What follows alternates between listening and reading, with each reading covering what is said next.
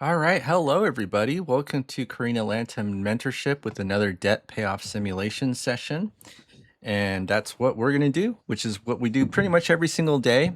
And I actually got an email from YouTube saying I made 118 videos last month. Actually, let me go ahead and find it. There we go. Yeah, I found it. 118 new uploads and 41,000 watched. And we don't even have that many views. I mean, 7,000 views and 41,000 minutes watched. Not bad. And 12 subscribers. So it says, wow, great work. Remember to keep your well-being in mind and establish a sustainable schedule for you. So if this were any other person, that person would have burned out by now because YouTube pays me only $100 a month.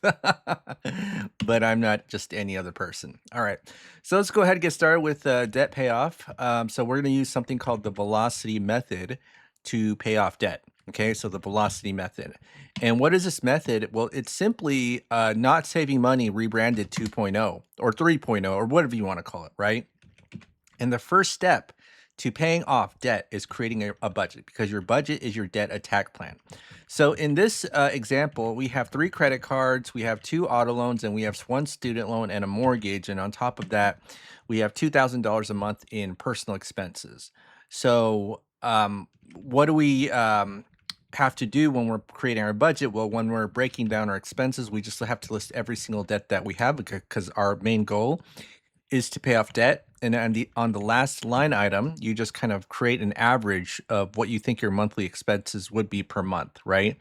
And this accounts for things like food, gas, insurance, things you have to pay for every single month, even if you were debt free. And the goal of this strategy is to make sure all of these go to zero, and this you still have to pay for. Okay. So with the velocity method, we're going to have the same income, same expenses, and then we're going to, like I said before, not save money. So you see this checking and savings, it turns into a big fat zero. And then what we're going to do is put all of our money into something called the line of credit, and we're going to increase this cash flow number. Now, on the left side, it kind of looks the same on the right side, right? Like it looks really different. I mean, it looks almost the same, but it's actually different conceptually, right? So on the left side, your checking account is seen as the final destination of your money, whereas on the right side, it's your line of credit. So your checking account is seen as like a temporary stop, right? Not the final destination.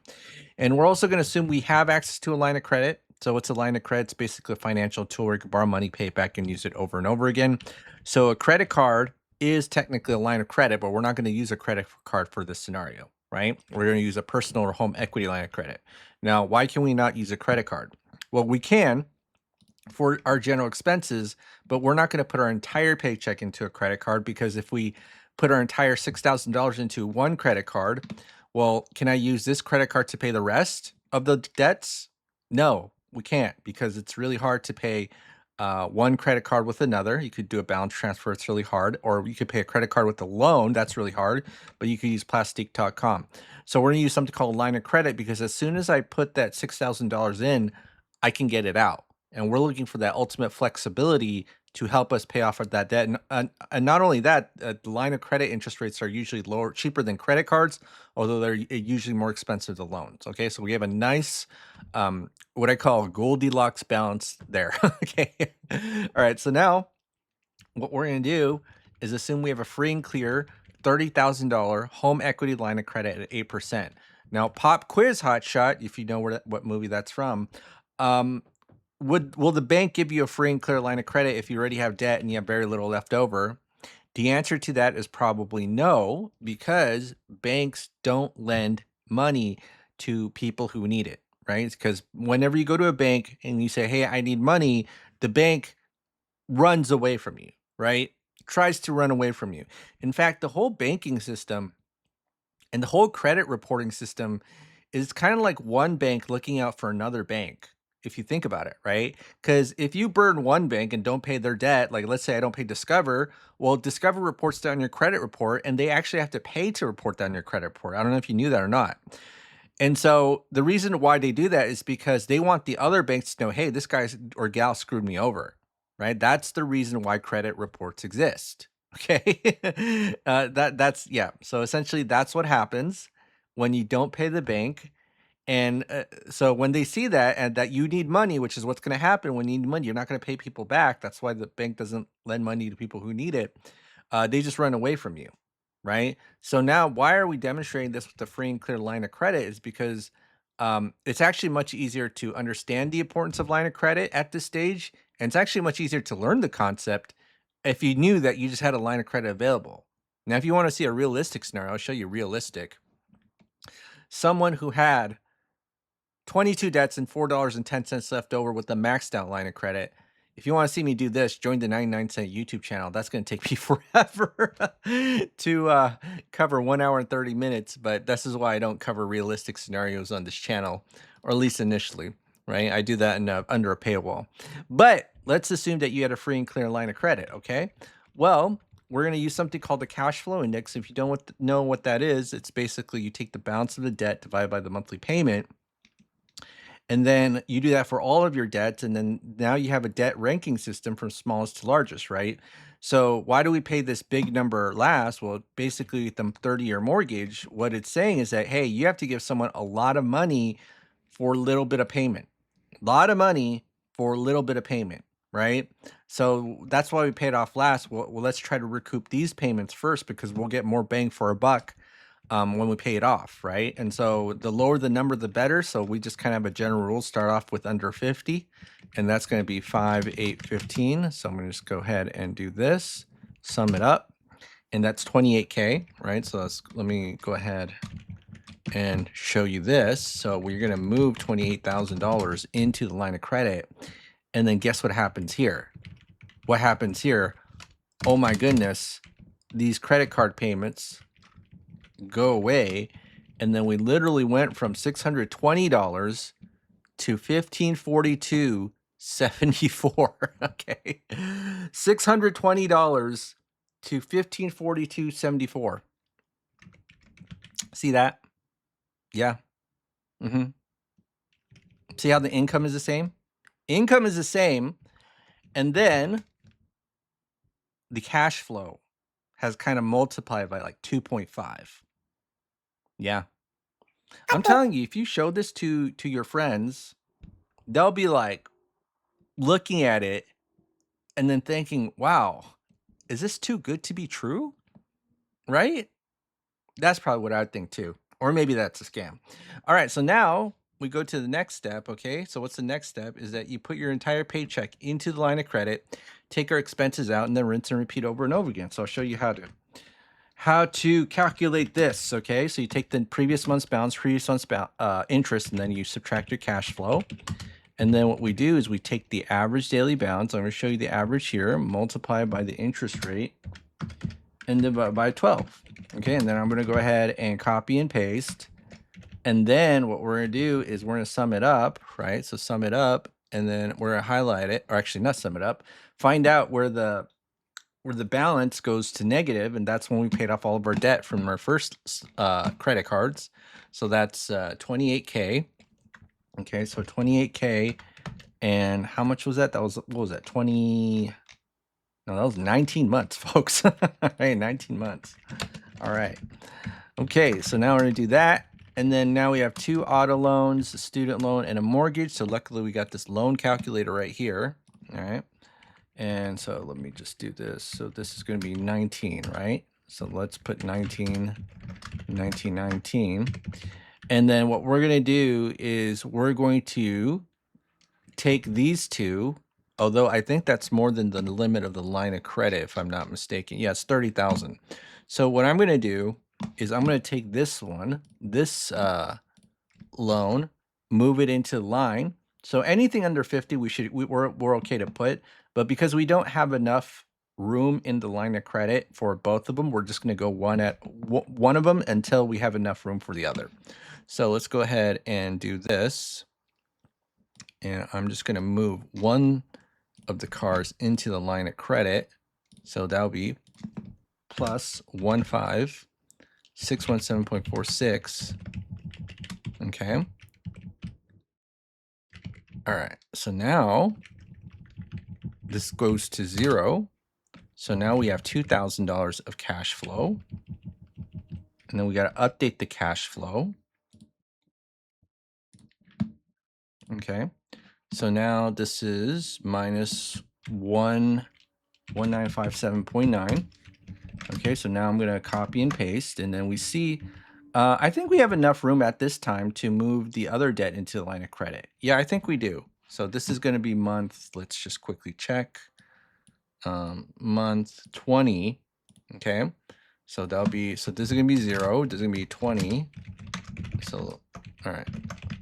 Okay, and then we move the 17 grand. All right, so we move the 17 grand here. So let's just do this, plus 17214.74. Yep. And as long as it's under 30 grand, we should be fine. Okay. So now let's put this to 0, and then that's 2418. All right. And then I'm going to go ahead and copy and paste. All right. So now here, now the cash flow is 2418.32. And let's go ahead and pay the sucker off. And then we see that in month 33, we paid off the debt. Okay. So 33 months. And then how much is it? So 28K plus 28 plus 22 plus 25. Okay. So 28 plus 22 plus 25. So that's going to be 75K. All right. So 75K. All right. 75K. Okay, so now we got the student loan and the mortgage. So at 33 months, what's the balance of the student loan? It's gonna be 0, 33. You just put the current month here. And so now it's about 31 grand. So just a quick rule of thumb, if you have a cash flow index higher than 50, okay, you gotta be a little bit more careful about that interest rate. Now, this is a 7. Line of credit interest rate is 8. So not that big of a difference, 1 point. So I feel like if I move this into a line of credit, yeah, we might be leaving some money on the table. It's not going to be a big deal, but the one you got to have to watch out the most is the 30-year mortgage. Okay, the 30-year mortgage. All right, so now, whoopsie, what do I do here? Plus 31617.04. Okay, and so now this is going to be $464. And then $2,872.75. Okay, and so now I'm going to copy and paste here. And then so now it's going to be 2882.75. And then let's go ahead and copy and paste there. And then, so now let's go here. So this is going to be 45 months. All right, so 45 months. Completely paid off the student loan. So that's going to be 75 plus 40. That's going to be 115K, right? So 115K. And then the last thing is a 30-year mortgage. So man, that was really quick. We're only at 13 minutes. And you see, like, people think that is so complicated, but it only takes about 10 to 20 minutes to go through most people's situations. Maybe an hour and 30 if it's complicated. I mean, you know what the hardest part of all this is? Is people giving me accurate numbers. You have no idea how people don't even know their numbers. They just have like numbers all over the place, and they don't even know what's what. And I think that's actually the reason why banks are winning, because they don't expect you to read any of the paperwork or know how simple this can be, right? I mean, what's the best way to get somebody to do nothing is just make them confused. Okay. All right. So now, final one is the 30-year mortgage. So we have $243,000 balance.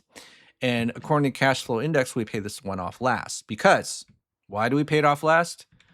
A lot of balance, little bit of payment. So we recover the other payments first and apply it to the big kahuna. Now, we still have to pay this one off, because if we wait until the 30th year, look how much interest we pay. We pay a lot of interest. That's a lot of house what was I saying? That's a lot of interest for just a 3% loan, right? So 3% loan is usually about 50% interest in 30 years. But if you don't pay it to the full term, then it definitely won't be that, right? And so what we're going to do is now focus on paying off the mortgage. You can still use the line of credit, but let me just kind of show you that paying an entire loan with the line of credit, or doing what we call first lien HELOC replacement, is entirely different than doing a small incremental payment of the loan into the line of credit, right? So I like to call it a sweep. You know, you sweep the loan balance into the line of credit and then pay it off over and over again. Or you could just do extra payments, right? So if that's all you want to do, just directly pay into the loan, and that works for you, go ahead. What I talk about when it comes to extra payments, it's the default option that nobody does, right? And what you want to do is make everything in your life incredibly easy and simple to execute, or else you're not going to do it. You know why I don't follow most of the internet videos on the internet, or guru videos on the internet? It's because a lot of the strategies they talk about, I have no idea what they're talking about, because it's way too complicated, right? Like I said before, confused mind does nothing. Okay, so let me go back here. So we're in month 45, and I have this calculator here. So let me just kind of show you here. If we put in the figures, right, and I just need to check the current balance. It's 243,369.3. So 243,369.3, and it's 3%. And what's the monthly payment? 1117.25. Okay. All right. So what we're doing here is we're taking $6,000 pieces of the loan, transferring to the line of credit, dumping our paycheck, taking it out over and over again, and you see that it gets paid off in 5.6 years. Now, I know people make a big deal about the interest rate because it's the only thing that people care about, and they're not looking at, you know, finances from a holistic point of view, because they just see a number like 8, they see 3, and they say, OMG, I can't believe you got an 8% line of credit and you have a 3% mortgage, right? And I want to show you something. Let's say we actually got a 1% line of credit, okay? 1%. That barely made a dent, okay? Like 20 grand to 22 grand. Yeah, it would have been nice if we could get a 1% line of credit, but we're not going to get it. Now, let me show you this too. Replacing the whole loan with the line of credit is a different ball game. So if I do this, you'll notice I pay 72 grand in interest, whereas if this were a 1% line of credit, then it's 6 grand. So yes, replacing your whole loan with the line of credit is a different ball game, but when you're doing in pieces, it's a little bit, I won't say the interest rate doesn't matter, but it's very negligible. Okay, so that's another way you can basically pay your loan with the line of credit. If you want to go that route, you just do it in small pieces, right? So 22 grand here, 5.6 years. All right, and then this is going to be 0, and then it'd be 45 divided by 12 plus 5.6, and then 9.35 years, and then debt free. All right. Wow, that was easy, wasn't it? Super duper easy. It's almost as if this debt payoff strategy is almost too good to be true. It can't be real. Too good. Cheat code, money glitch. All right, well, that's it, folks. I might make another video in about 2 hours or so, but we'll see. All right, well, have a great day, and I'll see you on the next video.